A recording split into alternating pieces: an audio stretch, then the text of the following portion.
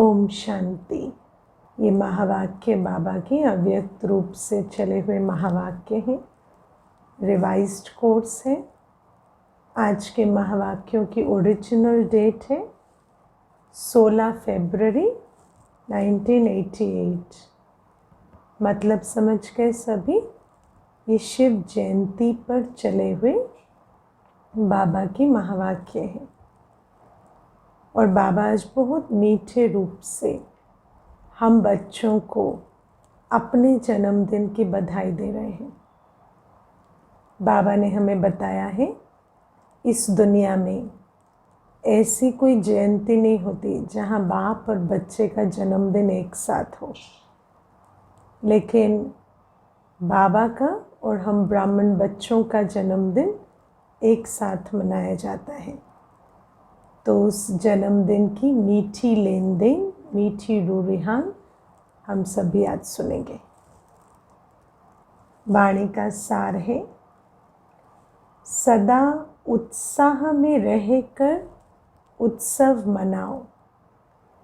दुनिया में कभी कभी उत्सव मनाते हैं, लेकिन बाबा कहते हैं ये पूरा ब्राह्मण जीवन, संगम युगी जीवन एक उत्सव है, क्योंकि हम सभी बच्चे सदा उत्साह में रहते हैं।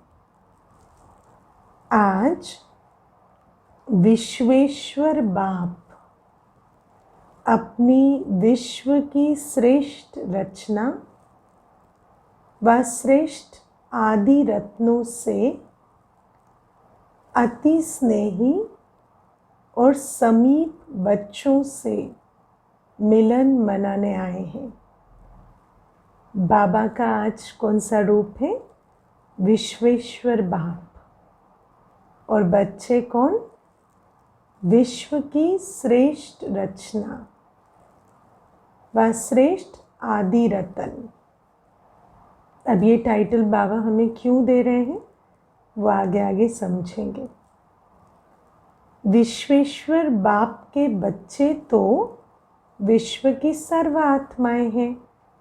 शिव बाबा के बच्चे कौन नहीं है? सर्व आत्माएं हैं।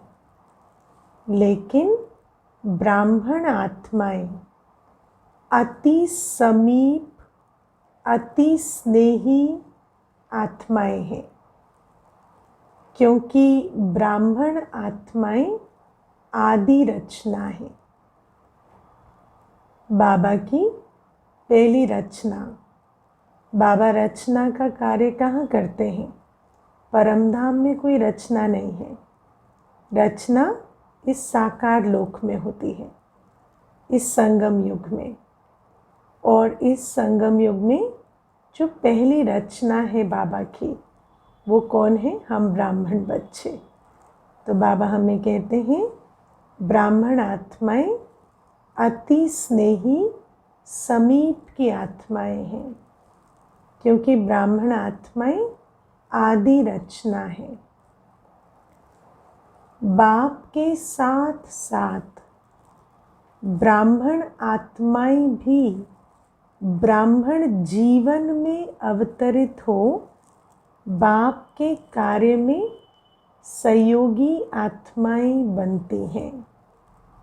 बाबा जब परमधाम से इस साकार वतन में अवतरित होते हैं तो उनके साथ साथ हमारा भी अवतरण होता है। कहाँ अवतरण होता है? ब्राह्मण जीवन में अवतरण होता है। अब आप देखो, जैसे बाबा का जन्म अवतरण क्यों कहा जाता है? क्योंकि वो मनुष्य सदृश्य नहीं है। मनुष्य नहीं देख पाते कि कोई बाबा आए हैं, क्योंकि बाबा तो गुप्त है, ब्रह्मा तन में आके प्रवेश करते हैं। ऐसे ही हमारे आसपास जो लोग हैं वो जान नहीं पाते कि हम इसी शरीर में रहते, इसी जीवन में रहते ब्राह्मण जन्म में अवतरित हो गए, है ना। अचानक कैसे? ये जो गुप्त अवतरण होता है।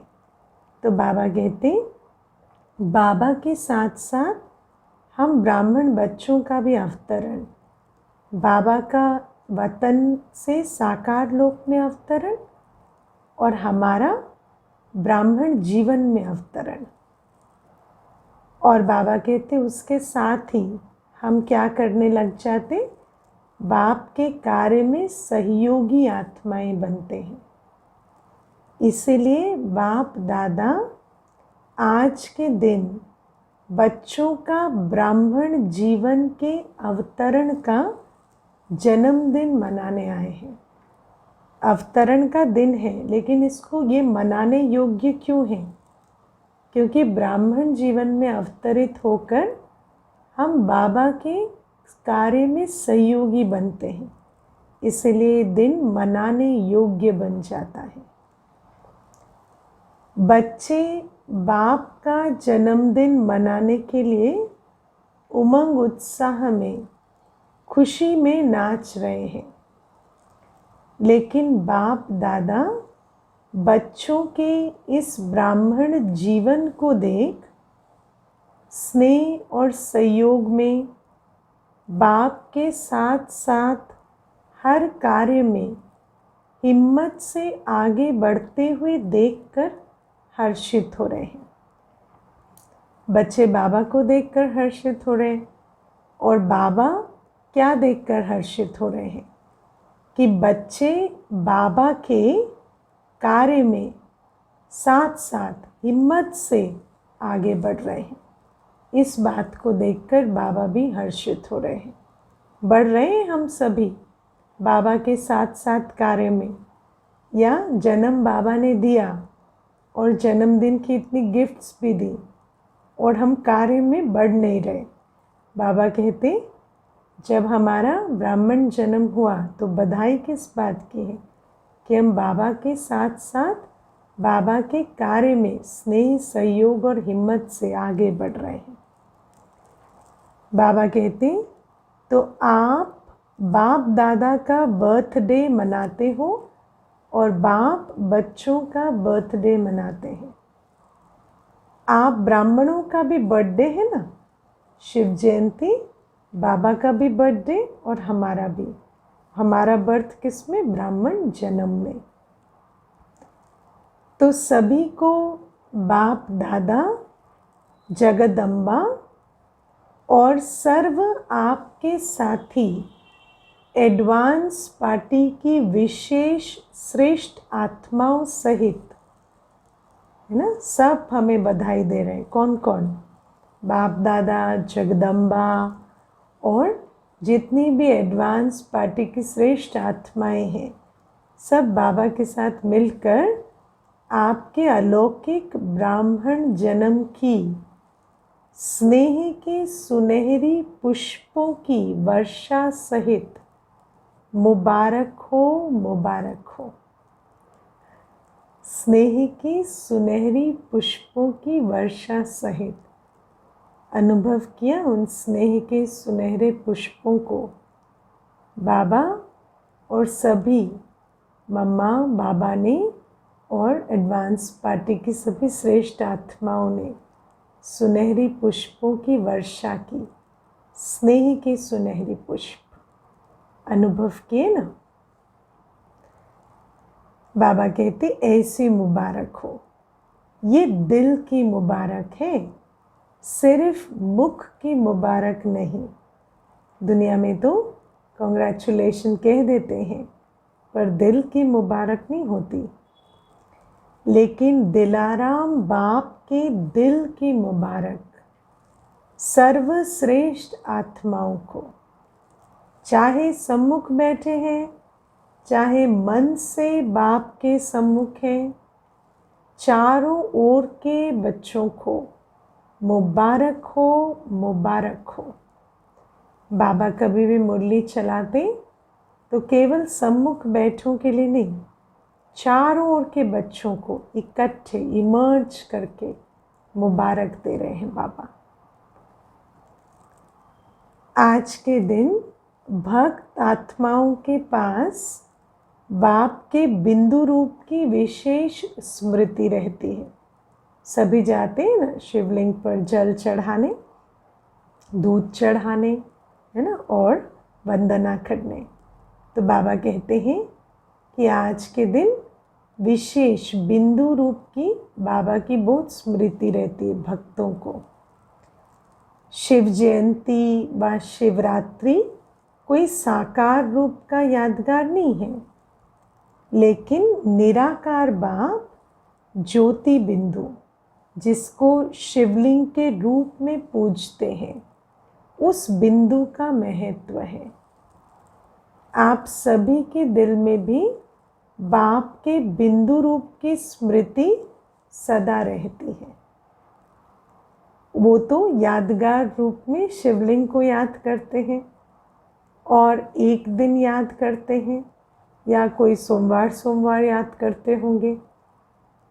हमारे दिल में तो बाबा का जो यथार्थ बिंदु रूप है, उसकी स्मृति सदा रहती है। तो आप भी बिंदु और बाप भी बिंदु। तो आज के दिन भारत में हर एक भगत आत्मा के अंदर विशेष बिंदु रूप का महत्व रहता है। बिंदु जितना ही सूक्ष्म है, उतना ही शक्तिशाली है। इसलिए बिंदु बाप को ही शक्तियों के, गुणों के, ज्ञान के सिंधु कहा जाता है। अब बाबा हमें बाबा की यथार्थ याद में स्थित कर रहे हैं कि बाबा का जो रूप है वो है तो बिंदु का, लेकिन बहुत शक्तिशाली बिंदु, गुणों का सिंधु है बाबा। तो आज सभी बच्चों के दिल में जन्मदिन की विशेष उत्साह की लहर बाप दादा के पास अमृत वेले से पहुंच रही है। जैसे आप बच्चों ने विशेष सेवार्थ व स्नेह स्वरूप बन बाप का झंडा लहराया है ना। शिव जयंती पर बच्चे झंडा लहराते हैं। उस झंडे के भी दो अर्थ हैं, आज बाबा बताते हैं। एक सेवा अर्थ लहराते हैं ताकि सबको परिचय मिले ये किसका झंडा है। दूसरा स्नेह से भी झंडा लहराते हैं। और बाबा कहते बाप ने कौन सा झंडा लहराया? आप सभी ने तो शिव बाबा का झंडा लहराया। बाप क्या ये झंडा लहराएंगे? बाबा क्या अपना वो शिव बाबा वाला झंडा लहराएंगे? ये सेवा के साकार रूप की जिम्मेवारी बच्चों को दे दी है। बाबा कहते हैं शिव जयंती पर प्रोग्राम करना, इकट्ठा करना आत्माओं को, संदेश देने के लिए झंडा लहराना, ये सारी सेवा की जिम्मेवारी तुम्हारी है। तो फिर बाबा कैसे मना रहे हैं बच्चों का बर्थडे? तो बाबा कहते बाप ने भी झंडा लहराया, लेकिन कौन सा और कहाँ लहराया? तो बाप दादा ने अपने दिल में, कहाँ लहराया बाबा ने झंडा? अपने दिल में। बाबा का दिल क्या है? बाबा का दिल इस सारे विश्व का सर्वश्रेष्ठ स्थान है। तो हम बच्चों का झंडा कहाँ लहर रहा है? बाबा के दिल में, है ना। वैसे भी झंडा लहराने के लिए कोई अच्छा स्थान ढूंढते हैं ना सभी, लेकिन हम बच्चों का झंडा बाबा कहाँ लहरा रहे? सर्वश्रेष्ठ स्थान में, बाबा के दिल में। और कौन सा झंडा? सभी बच्चों की विशेषताओं के स्नेह का झंडा लहराया। बाबा को हम बच्चों की एक एक विशेषता से बहुत प्यार है। और बाबा कहते सबसे नंबर 1 विशेषता कि हम बाबा को पहचान कर बाबा के बन गए। तो एक एक विशेषता के स्नेह का बाबा ने झंडा लहराया। कितने झंडे लहराए होंगे? हाँ, इतने सारे बच्चे और एक एक बच्चा इतना विशेषताओं से भरा हुआ। तो कितने सारे झंडे लहराए होंगे। इस दुनिया में इतने झंडे कोई लहरा नहीं सकते। कितना सुंदर दृश्य होगा।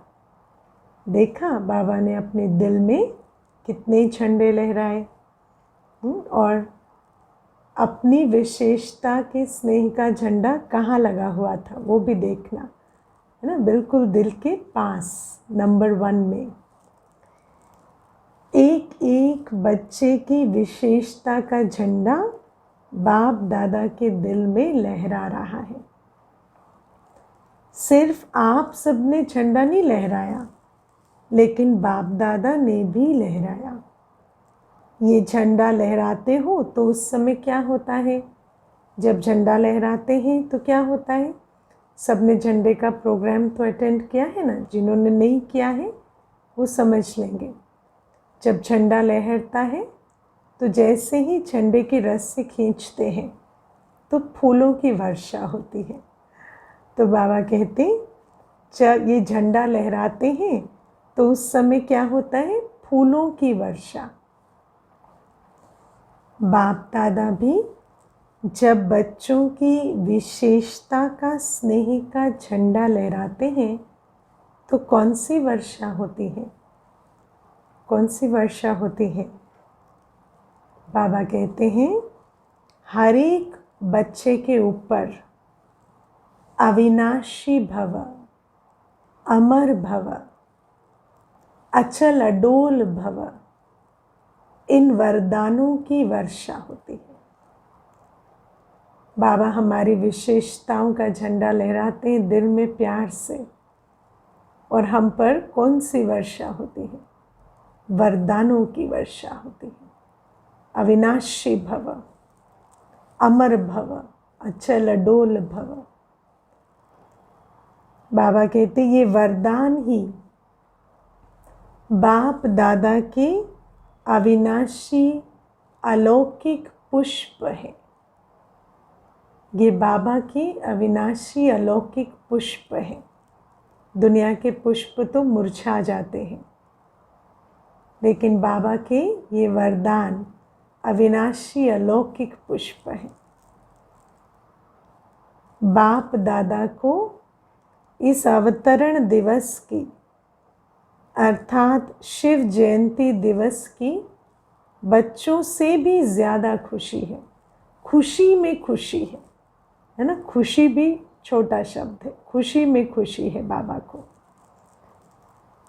क्योंकि ये अवतरण का दिवस हर वर्ष यादगार तो मनाते हैं, लेकिन जब बाप का साकार ब्रह्मा तन में अवतरण होता है तो बाप दादा को इसमें भी विशेष, शिव बाप को विशेष इस बात की खुशी रहती है कितने समय से अपने समीप स्नेही बच्चों से अलग परमधाम में रहते।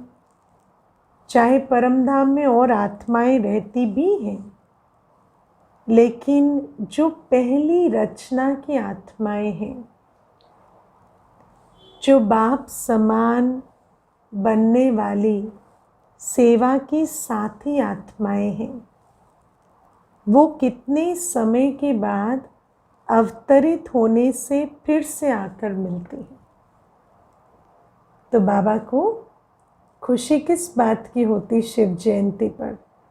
बाबा कहते 2500 वर्ष से यादगार तो शिव जयंती का मनाते हैं, लेकिन खास जब बाबा अवतरित होते ब्रह्मा बाबा के तन में, तो उन बच्चों से मिलते जो बाबा के दिल के सबसे समीप है ना। वैसे तो परमधाम में बाबा सदा बच्चों के साथ रहते हैं, कुछ आत्माएं तो रहती ही है ना, लेकिन वो बच्चे जो आदि रचना है, जो बाबा के प्रैक्टिकल में सहयोगी साथी बनने वाले बच्चे हैं, उनसे बाबा 5000 वर्ष से बिछड़ जाते हैं। और जब बाबा उनसे यहाँ मिलते हैं तो उस मिलन के दिन की बाबा को बहुत खुशी होती है। अब देखो, बाबा हमें यथार्थ पहचानते हैं तो बाबा को हमसे मिलकर कितनी खुशी हो रही है। हम में से भी जो बच्चे यथार्थ बाबा को पहचानते हैं उनको शिव जयंती की बहुत खुशी होती है कि ये दिन उस मिलन की बेला का यादगार है जब हम बच्चे अपने बाप से 5000 वर्ष बिछड़ने के बाद मिलते हैं। तो बाबा कहते हैं कितने समय की बिछड़ी हुई श्रेष्ठ आत्माएं फिर से आकर मिलती है। नाज करें अपने भाग्य पर कि भगवान हमें श्रेष्ठ आत्माएं कहकर बुलाता है। अगर कोई अति स्नेही बिछड़ा हुआ मिल जाए तो खुशी में विशेष खुशी होगी ना। खुशी भी क्या चीज़ है, खुशी की भी खुशी होती है। अवतरण दिवस अर्थात अपनी आदि रचना से फिर से मिलना। आप सोचेंगे हमें बाप मिला है ना, हम सोचते हैं हमें बाबा मिला, उसकी कितनी खुशी। और बाप कहते हमें बच्चे मिले। तो बाप को अपने आदि रचना पर नाज है। बाबा ने उस दिन कहा था ना कि रूहानी स्नेह में कभी परेशान नहीं होते, शान होती है। तो ऐसे बच्चों को मिलकर बाबा को नाज होता है। दुनिया में तो कहते हैं ना हमारे तो बच्चे हैं ना, तो हमें हमेशा चिंता रहती है, लेकिन बाबा को अपने बच्चों पर सदा नाज रहता है। ऐसे बने हैं, ऐसे बच्चे हैं हम, हाँ, कि बाबा हम पर नाज करें। देखो बाबा हमें स्मृति दिलाते हैं कि हम ही वो बाबा की आदि रचना है। हम ही वो बच्चे हैं जिनसे मिलकर बाबा को भी नाज होता है। बाबा तो हमें पहचानते हैं, हम बाबा को पहचानते हैं। अब बाकी क्या रहा, अगर अभी तक अपने आप को नहीं पहचाने हैं तो अपने आप को पहचान लेना है। आप सब आदि रचना हो ना, क्षत्रिय तो नहीं हो ना, हम बाद में आने वाले तो नहीं है ना। सभी सूर्यवंशी आदि रचना है। ब्राह्मण सो देवता बनते हैं ना, तो ब्राह्मण आत्माएं आदि रचना है। अनादि रचना तो सब है। परमधाम में तो सभी बाबा के बच्चे हैं। सारे विश्व की आत्माएं रचना है। लेकिन आप अनादि और आदि रचना हो, तो डबल नशा है ना। नशा है इतना कि हम अनादि रचना भी हैं और आदि रचना भी है।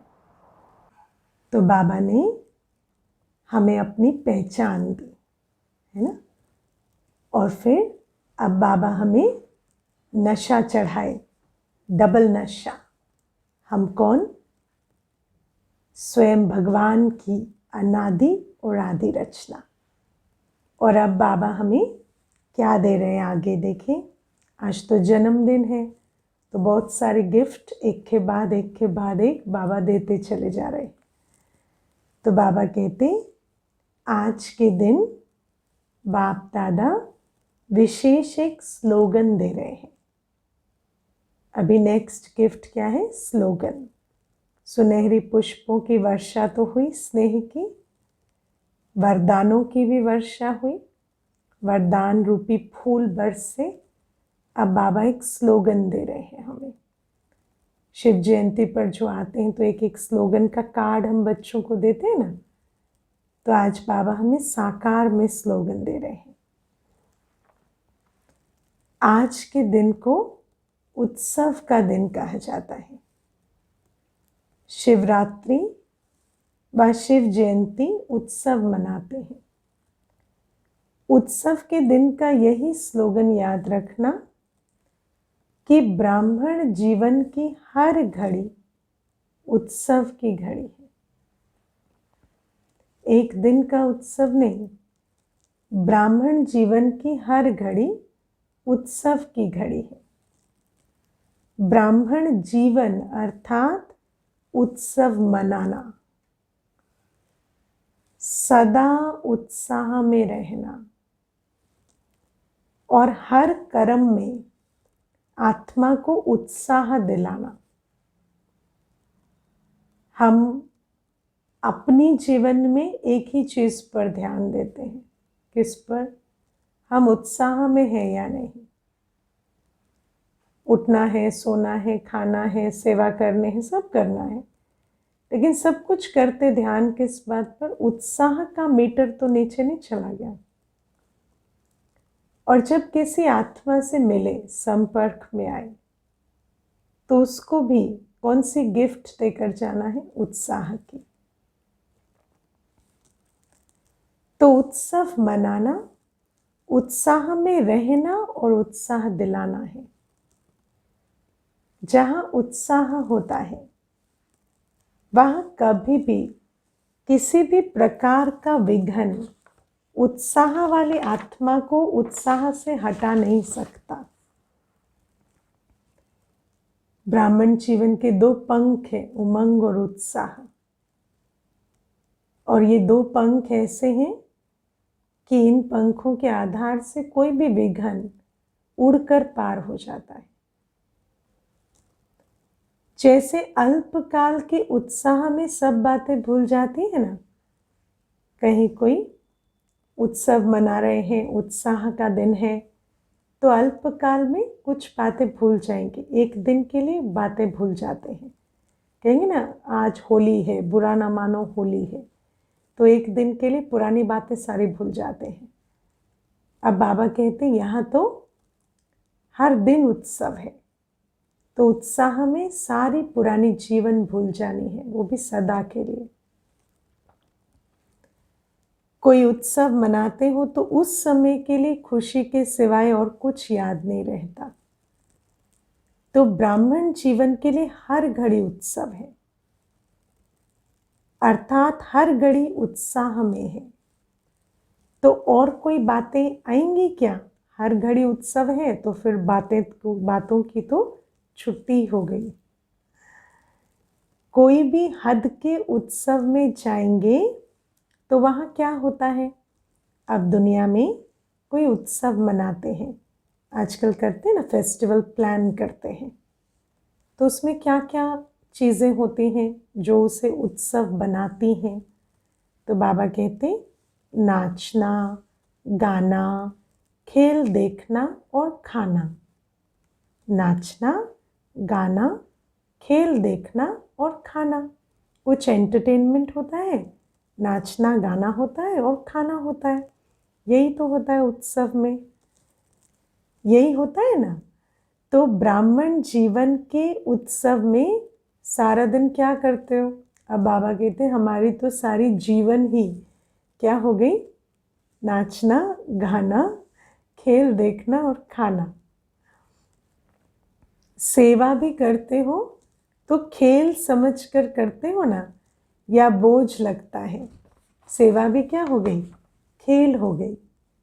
आजकल की दुनिया में कोई भी अज्ञानी आत्माएं थोड़ा भी दिमाग का काम करेंगे ना तो कहेंगे बहुत थक गए। किस बात से थक जाते हैं? मैंपन और मेरेपन के बोझ से थकते हैं। काम से कभी भी नहीं थकते। आत्मा कर्म क्षेत्र में आई है ना, तो उसको कर्म करने की शक्ति मिली हुई है। अगर उस शक्ति को यूज नहीं किया तो थक जाएंगे, लेकिन यूज किया तो कभी नहीं थकेंगे। ये सिद्धांत है यहाँ का। तो बाबा कहते कभी भी कर्म करने से नहीं थकती आत्मा, लेकिन लौकिक दुनिया में क्यों थक जाते हैं? थोड़ा भी काम किया तो थक जाते हैं। क्यों? मैंपन और मेरेपन के बोझ से। और बाबा कहते सेवा में कभी थकते नहीं हैं। क्यों? क्योंकि सेवा मतलब पहले समझना होता है। सेवा मतलब जो निमित्त भाव से की जाती है, निस्वार्थ भाव से की जाती है, निर्माणता में स्थित होकर की जाती है। तो ऐसी सेवा मैंपन मेरेपन से मुक्त होती है। निमित्त भाव है, निर्माण भाव है तो मैंपन नहीं है, और निस्वार्थ है तो मेरापन नहीं है। और जब ये दो बातें नहीं हैं तो फिर कभी भी थकते नहीं हैं। तो वही काम जो दुनिया में लोग कहते बहुत मुश्किल है, हम थक जाते हैं, हम सेवा करते हुए हम कहते हैं कि बाबा आज क्या कहते हैं कि खेल है ना। देखो दुनिया में बच्चे, छोटे बच्चे होते हैं ना, उनको आप रोकेंगे ना कि फील्ड में नहीं जाओ, खेलो नहीं, तो दौड़ के गेट खोल कर कूद कर भी भाग जाएंगे और कहेंगे नहीं खेलना ही है। अब वो भी वहाँ खेल में कितनी एनर्जी लगाते हैं, दिमाग भी लगाते हैं, लेकिन उनको ताकत भरती है, थकते नहीं है। क्यों?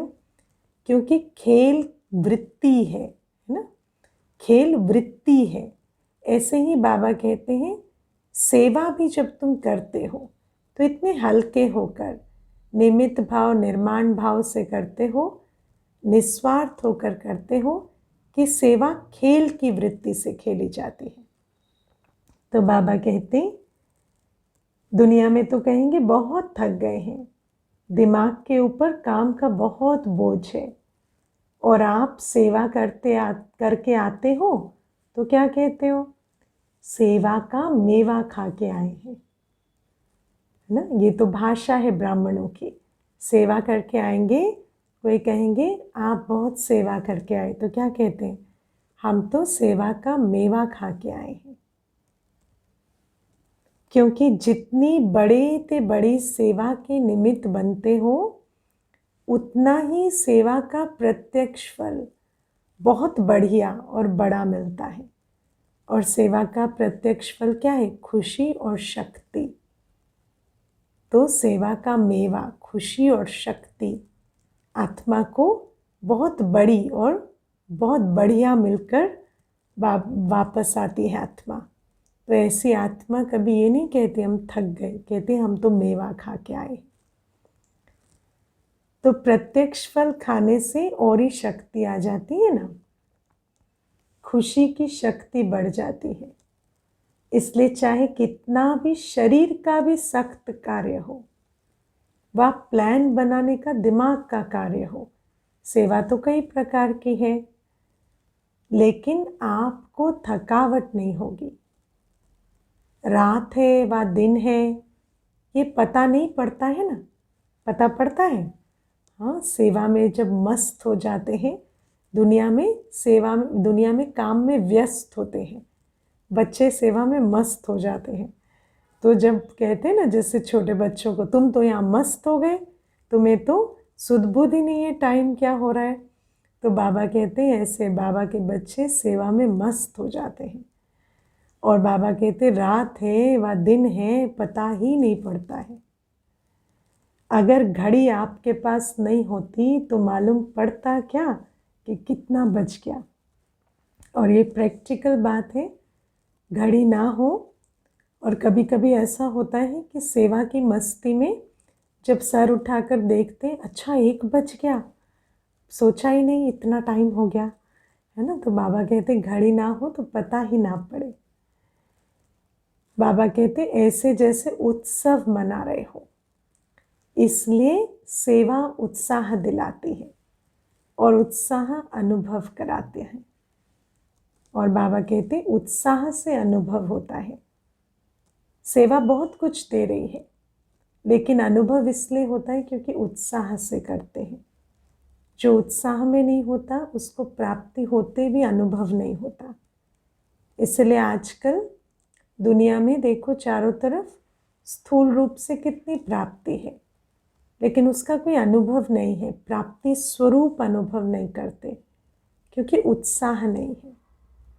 तो आज बाबा हमें कहते हमारे ब्राह्मण जीवन एक उत्सव है। सारी जीवन ही खाना खेलना है ना, खाना पीना, नाचना गाना, खाना पीना और खेलना, यही है। तो ये खेल पहला बताया बाबा ने सेवा का। अच्छा, अब आज बाबा बहुत एक इंटरेस्टिंग बात कहते हैं। ब्राह्मण जीवन में एक तो है सेवा और दूसरा क्या होता है, सभी बताओ। ब्राह्मण जीवन में सबसे बड़ी दूसरी चीज़ क्या है? हाँ, किसका आंसर राइट है चेक करना, सब सोचना अपना आंसर और चेक करना। बाबा कहते दूसरी चीज़ माया आती है ना। बच्चों के मुख पर माया का नाम बहुत रहता है। माया का सुनकर हंसते हो ना, क्योंकि समझते हो कि माया को हमारे से ज़्यादा प्यार है ना। आपका प्यार नहीं है, उनका प्यार है। उत्सव में खेल भी देखा जाता है, तो एक तो सेवा का खेल हम खेलते हैं, दूसरा बाबा कहते हैं उत्सव में जैसे खेल देखते हैं, अपनी सीट पर बैठे और खेल देखा। आजकल सबको ज़्यादा खेल कौन सा पसंद आता है?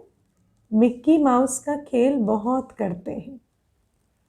एडवर्टाइज भी मिक्की माउस के खेल में दिखाते हैं, है ना।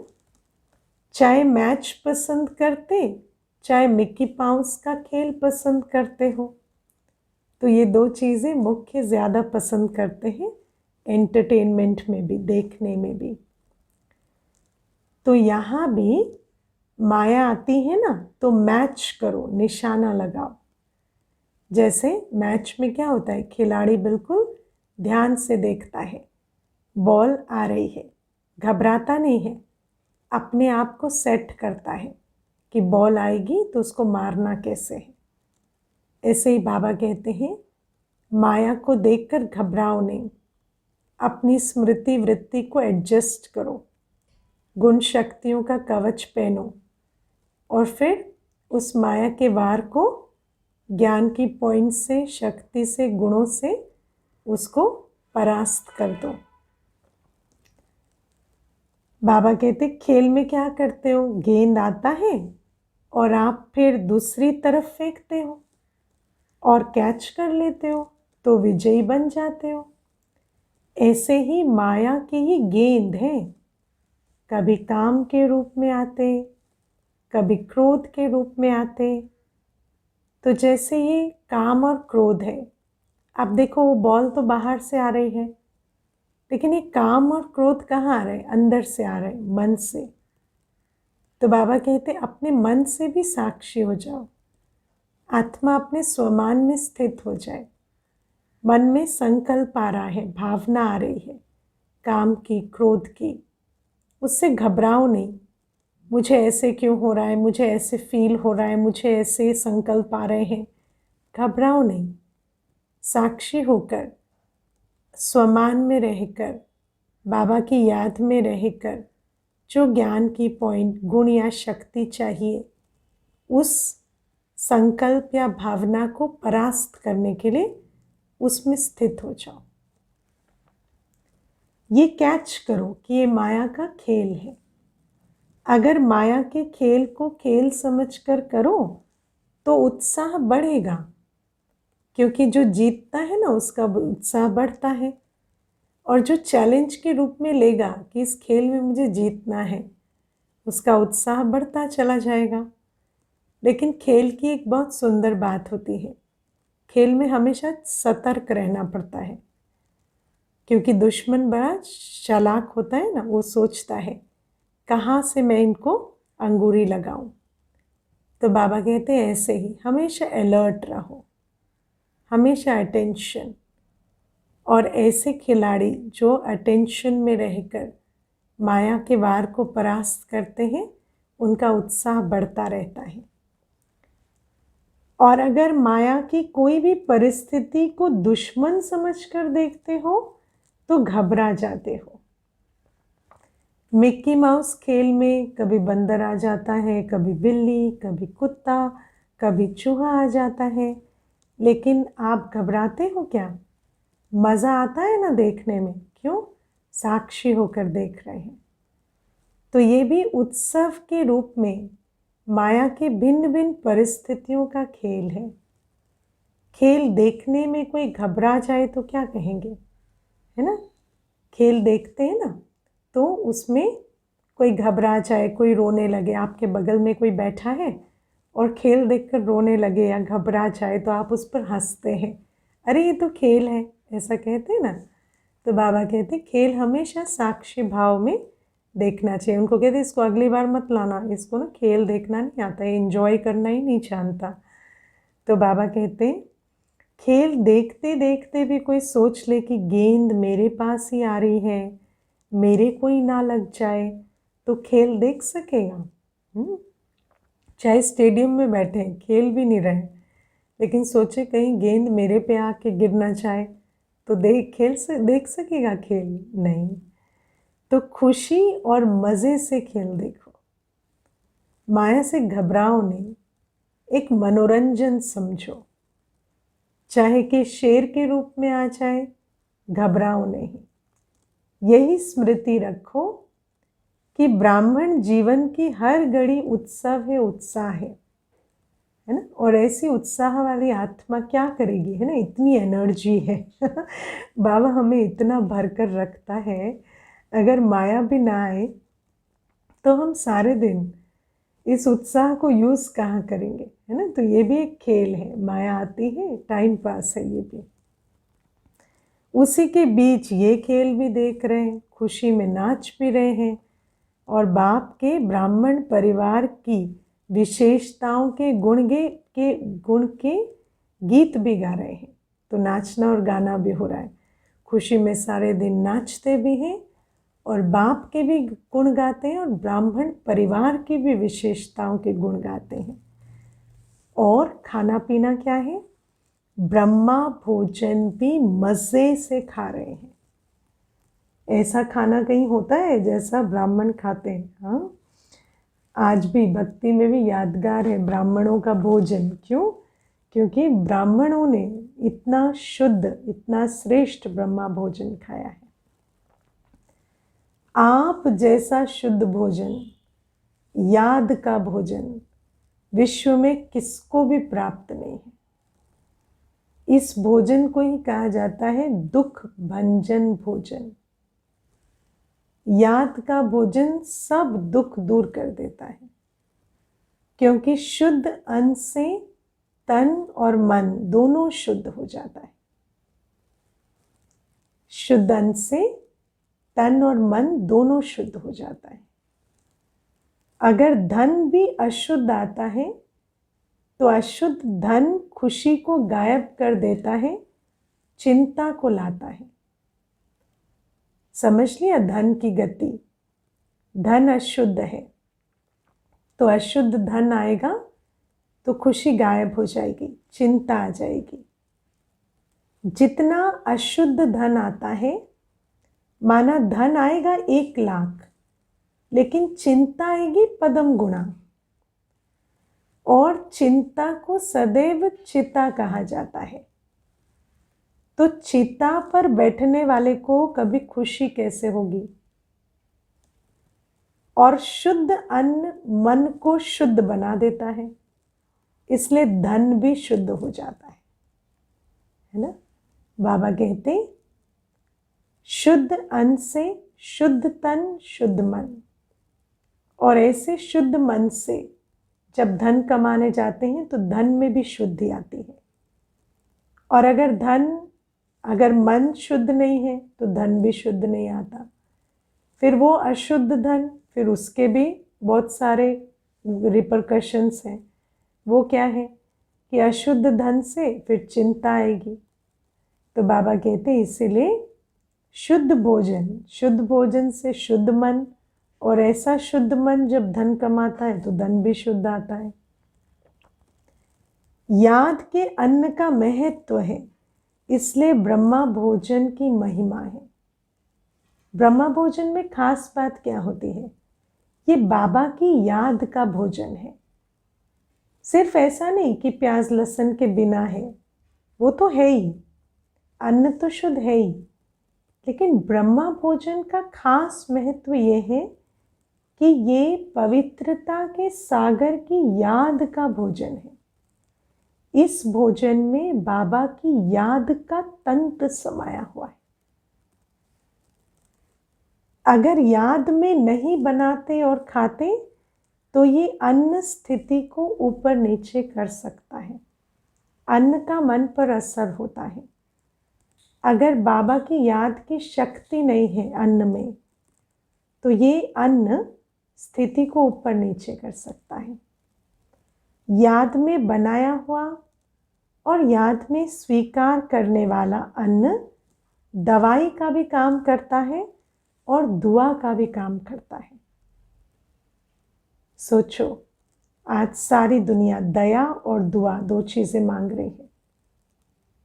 दया नहीं, दवाई और दुआ, ये दो चीजें सारी दुनिया मांग रही है। और बाबा आज उसकी कितनी सरल विधि बता रहे हैं कि याद में बनाया हुआ और याद में स्वीकार करने वाला अन्न दवाई का भी काम करता है और दुआ का भी काम करता है। और अनुभव कब होगा? जब बाबा की श्रीमत को अप्लाई करेंगे जीवन में। याद का अन्न कभी नुकसान नहीं कर सकता। बाबा ने एग्जाम्पल दिया है ना, एस्थमा वाले, दमा वाले बच्चे जो थे, उनको भी बाबा की बहुत मीठी याद में छाछ भी पिला दी, तो भी कभी उनको शरीर में नुकसान नहीं हुआ, है ना। ऐसा बाबा ने प्रैक्टिस बहुत सारी कराई है, ढोडा और छाछ, लेकिन उसको खाते पीते भी कभी नुकसान नहीं हुआ, क्योंकि याद का अन्न है। इसलिए हर घड़ी उत्सव मनाओ। बाबा कहते और क्या चाहिए? नाचना, गाना, खाना पीना, है ना, और खेलना, सब कुछ तो है, और क्या चाहिए? माया किस भी रूप में आए, मोह के रूप में आती है तो समझो बंदर का खेल दिखाने के लिए आई है। हाँ, मोह को बंदर के साथ जोड़ते हैं ना, मोह, बंदर में मोह होता है। तो बाबा कहते हैं कि जब मोह के रूप में आई ना, तो देखो माया बंदर का खेल दिखाने आई है।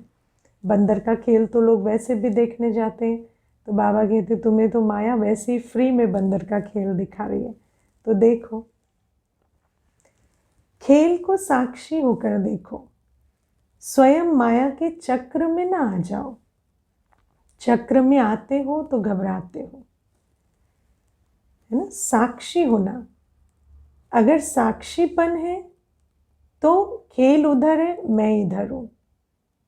मन में जो संकल्प आ रहे उससे अपने को न्यारा किया, अपने स्वमान में स्थित है, तो मन के संकल्पों को भी खेल के रूप में देखकर उसका निवारण कर लेंगे। लेकिन यदि उसमें घुस जाते, उसमें इन्वॉल्व हो जाते हैं, तो मनोरंजन की स्थिति खत्म हो जाती है, घबरा जाते हैं। आजकल छोटे छोटे बच्चों को ऐसे मनोरंजन के खेल कराते हैं, ऊंचा भी चढ़ाएंगे, नीचे भी लाएंगे, तो ये मनोरंजन है, खेल है। कोई भी रूप में आए, ये मिक्की माउस का खेल देखो, जो आता है वो जाता भी है। बाबा कहते हैं ऐसा तो नहीं कि कोई भी बात है, व्यवहार है, परिस्थिति है, आकर ठहर तो नहीं जाती है, थोड़ी देर खेल देखना है। माया किसी भी रूप में आती है तो अभी अभी आई, अभी अभी गई, लेकिन अगर आप उसे बिठाकर खातरी करोगे तो बैठ जाएगी, है ना। अगर साक्षी होकर देखोगे तो चली जाएगी। आप माया के साथ श्रेष्ठ स्थिति से चले न जाओ, माया को आने दो। आप माया के साथ मत पड़ो, है ना, माया के साथ चले नहीं जाओ। आप उसके साथ क्यों हो जाते हो? बाबा कहते माया तो अलग है, आप अलग हो, आप उसके साथ क्यों हो जाते हो? खेल में होता ही ऐसे है, कुछ आएगा, कुछ जाएगा, कुछ बदलेगा।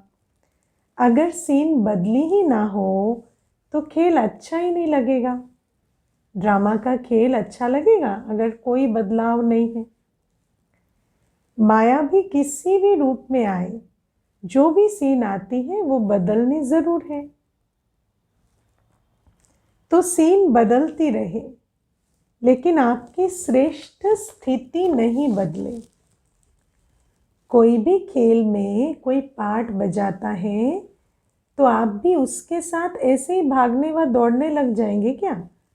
हाँ, आप एक खेल देख रहे हैं, उसमें वो दौड़ रहा है तो आप तो बैठ के देखते हो ना, आप उसके साथ दौड़ने थोड़ी लग जाते हो। देखने वाले तो सिर्फ देखते रहेंगे ना। तो माया नीचे गिराने के लिए आए या कोई भी स्वरूप में आए, लेकिन आप उसका खेल देखो। आप घबराओ नहीं, आप उसके साथ गिरने मत लग जाओ, आप देखो कैसे नीचे गिराने के लिए आई है। उसके रूप को कैच करो और खेल समझकर उस दृश्य को साक्षी होकर के देखो। आगे के लिए और स्व की स्थिति को मजबूत बनाने की शिक्षा लेकर आगे बढ़ो। जैसे रिसर्च होती है ना, तो एक्सपेरिमेंट करते हैं और फिर उसको ऑब्जर्व करते हैं दूर से कि यहाँ क्या हो रहा है। फिर अगली बार जब एक्सपेरिमेंट करते हैं तो जो बातें उनकी गिनती में आ गई हैं उनको परिवर्तन कर देते हैं। ऐसे ही बाबा कहते हैं, माया आई, वो किस रूप से आ रही है, क्या संकल्प दिला रही है, किस प्रकार से तंग कर रही है, वो देखो। और फिर अगली बार के लिए अपनी स्थिति मजबूत करने के लिए उससे शिक्षा भी ले लो। तो शिवरात्रि का उत्सव अर्थात उत्साह दिलाने वाला उत्सव सिर्फ आज का दिन नहीं है, लेकिन सदा ही आपके लिए उत्सव है और उत्साह साथ में है। इस स्लोगन को सदा याद रखना और अनुभव करते जाना। कई ब्राह्मण बच्चों ने अपने टेबल पर कहीं कहीं स्लोगन सेव करके रखे होंगे सजाकर, लेकिन ये वाला स्लोगन कि ब्राह्मण जीवन सदा उत्सव की जीवन है और इस उत्सव में हर घड़ी उत्साह की गिफ्ट है, इस स्लोगन को अपनी दिल में फिट करके रखना। उसकी विधि सिर्फ 2 शब्दों की है और ये सारी जीवन उत्सव और उत्साह भरी कैसे बनेगी? 2 शब्दों से। ये 2 शब्द बाबा ने पिछले संडे भी बताए थे, याद है ना सबको? सदा साक्षी हो करके देखना और बाप के साथी बन करके रहना। देखने समय साक्षी और अंदर बाबा के साथी। बाप के साथी सदा रहेंगे तो जहाँ बाप है तो साक्षी होकर देखने से सहज ही मायाजीत बन अनेक जन्मों के लिए जगतजीत बन जाएंगे। इसमें भी पहले क्या बनो? साथी। क्योंकि जब बाप के साथ साथी हैं तो साक्षी होना आसान हो जाता है। और साक्षी अवस्था को बाबा 2 शब्दों में वर्णन कर रहे हैं, मायाजीत बनाने वाली अवस्था और जगतजीत बनाने वाली अवस्था। तो बाबा कहते जब साथी रहेंगे ना सदा, तो जो भी परिस्थिति आती वो अपनी तरफ खींच नहीं पाती, क्योंकि साथी की ताकत बहुत है। और फिर उस परिस्थिति में साक्षी है तो माया को परख भी लेंगे और मायाजीत भी बन जाएंगे। और जो मायाजीत बनेंगे अभी, वो जगतजीत बनेंगे। तो समझा क्या करना है? स्वयं बाप हर बच्चे को साथ देने के लिए गोल्डन ऑफर कर रहे हैं। सोचो, इतना ऊंचा बाबा कहता है मुझे साथी बना लो। हाँ, इतना सुंदर प्रपोजल कभी मिला था किसी को? बाबा कहते इतना ऊंचा बाप स्वयं ऑफर कर रहे हैं कि मुझे साथ लो, इसलिए सदा साथ रहो। वैसे डबल फॉरेनर्स अकेले रहने में पसंद करते हैं। वो साथ इसलिए नहीं रहते कि कहाँ बंधन में ना बंध जाए, स्वतंत्र रहें, लेकिन इस साथ में साथ रहते भी स्वतंत्र हैं, बंधन नहीं अनुभव होगा। बाबा कहते दुनिया में जो साथ होते हैं ना, वो बंधन बांधने वाले होते हैं, इसलिए उनको आजकल क्या कहते हैं? रिश्तों का बंधन। लेकिन बाबा कहते ये वो बंधन है जो बंधनों को संबंध बनाने वाला है, बंधन मुक्त बनाने वाला ये बाबा का साथ है। अच्छा, तो आज का दिन डबल उत्सव का है। वैसे जीवन भी उत्सव है और यादगार उत्सव भी है, क्योंकि शिवरात्रि का दिन भी उत्सव का है और वैसे भी जीवन ब्राह्मण जीवन उत्सव की है। बाप दादा सभी विदेश के बच्चों को सदा याद करते भी हैं और आज भी विशेष दिन की याद दे रहे हैं, क्योंकि जो भी जहाँ से आए होंगे तो सभी की याद पत्र लाए होंगे। विदेश में कुछ बच्चे बाबा मिलन के लिए आ पाते हैं और जो नहीं आ पाते वो अपने याद पत्र ज़रूर बाबा के लिए भेजते हैं। तो बाबा देखो उनको भी भूलते नहीं हैं, उनको भी बाबा कह रहे हैं कि विदेश से जो बच्चे आए हैं वो साथ में याद पत्र लाए हैं, कार्ड पत्र टोलियाँ लाई हैं। तो जिन बच्चों ने दिल के उत्साह का याद प्यार व किसी भी रूप से अपनी याद निशानी भेजी है, उन सब बच्चों को बाप दादा भी विशेष याद का रिटर्न पदम गुणा दे रहे हैं। और बाप दादा देख रहे हैं कि हर एक बच्चे के अंदर सेवा का और सदा मायाजीत बनने का उमंग उत्साह बहुत अच्छा है। बाबा देखो याद प्यार भी दे रहे हैं और मुबारक भी दे रहे हैं, सर्टिफिकेट भी दे रहे हैं। हर बच्चे के अंदर सेवा का भी और मायाजीत बनने का भी उमंग उत्साह बहुत अच्छा है। हर एक बच्चा अपनी शक्ति से भी ज़्यादा सेवा में आगे बढ़ रहा है और बढ़ता ही रहेगा। बाकी जो सच्ची दिल से दिल का समाचार बाप के आगे रखते हैं तो सच्ची दिल पर बाप सदा राजी है। अंडरलाइन करना, सच्ची दिल से सच्चा समाचार बाप के आगे रखते हैं जो उनकी सच्ची दिल पर बाबा सदा राजी है। सच्ची दिल पर का सच्चा समाचार देने का समय कौन सा है? चार्ट। जो बच्चे अपना सच्चा चार्ट बाबा को देते हैं ना, वो बाबा के दिल पर राज करते हैं। इसलिए दिल के समाचार में जो भी कोई छोटी मोटी बातें आती भी हैं वो बाप की विशेष याद से और वरदान से समाप्त हो ही जाएंगी। अगर दिल से बाबा को कोई छोटी छोटी बातें हैं भी जो लिख कर भेजी हैं, बाबा की याद और वरदान से समाप्त हो जाएंगी। बाप का राजी होना अर्थात सहज बाप की मदद से मायाजीत बनना। माया आई, हम बाबा के साथ सच्चे रहे, सच्ची दिल पर बाप राजी हुआ, बाप राजी हुआ तो शक्ति मिली, मायाजीत बन जाएंगे। इसलिए जो बाप को दे दिया, चाहे समाचार के रूप में, पत्र के रूप में, रूहान के रूप में, जब बाप के आगे रख दिया, दे दिया, तो जो चीज़ किसको दी जाती है वो अपनी नहीं रहती, वो दूसरे की हो जाती है। अगर कमज़ोरी का संकल्प भी बाप के आगे रख दिया तो कमज़ोरी आपकी नहीं रही, आपने दे दी ना, उससे मुक्त हो गए। बाबा को जो चीज़ दे दी, कमज़ोरी भी दे दी, रख दिया बाबा के सामने, बाबा मेरे में ये कमज़ोरी है, तो अब बाबा की हो गई वो, अब आपकी नहीं है, आप मुक्त हो गए। इसलिए यही याद रखना कि मैंने बाप के आगे रख ली अर्थात दे दी। बाकी विदेश में उमंग उत्साह की लहर अच्छी चल रही है। बाप दादा बच्चों को निर्विघ्न बनने के उमंग और सेवा में बाप को प्रत्यक्ष करने के उमंग को देख हर्षित होते हैं।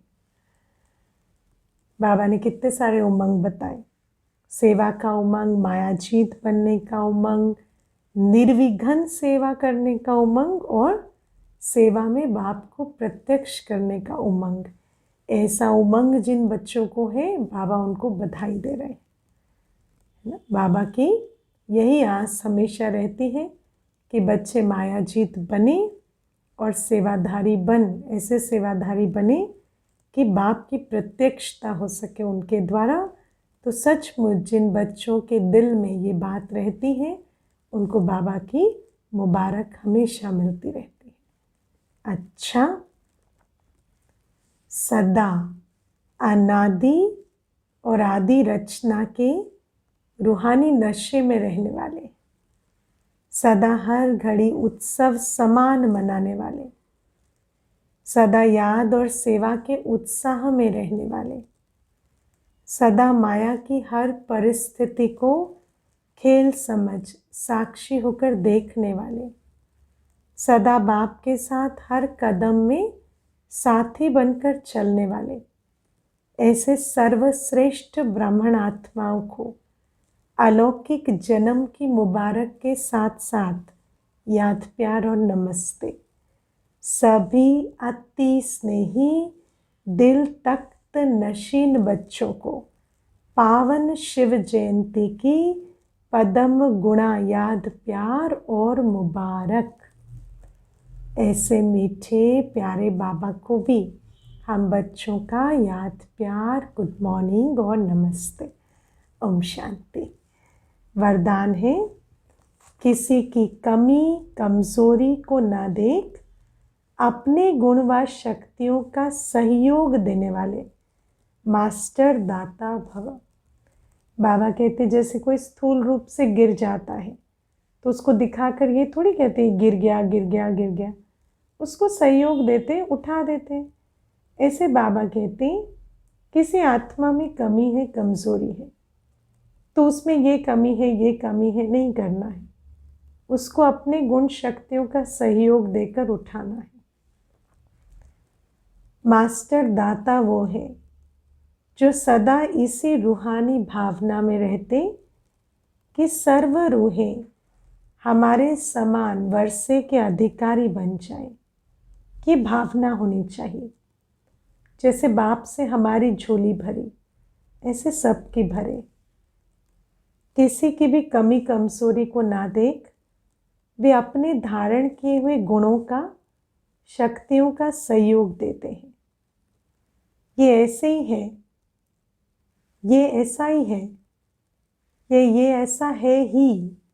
इस भावना के बजाय मैं इसको भी बाप समान बनाऊं, ये शुभ भावना हो। वो ऐसा है, वो तो है ही ना, उसको आपको याद करने की ज़रूरत नहीं है, पर आप उसे कैसा बनाना चाहते हैं, बाप समान बनाए, ऐसी शुभ भावना हो। साथ साथ यही श्रेष्ठ कामना हो कि ये सर्व आत्माएं कंगाल, दुखी, अशांत से सदा शांत, सुख स्वरूप मालामाल बन जाए। तब कहेंगे मास्टर दाता।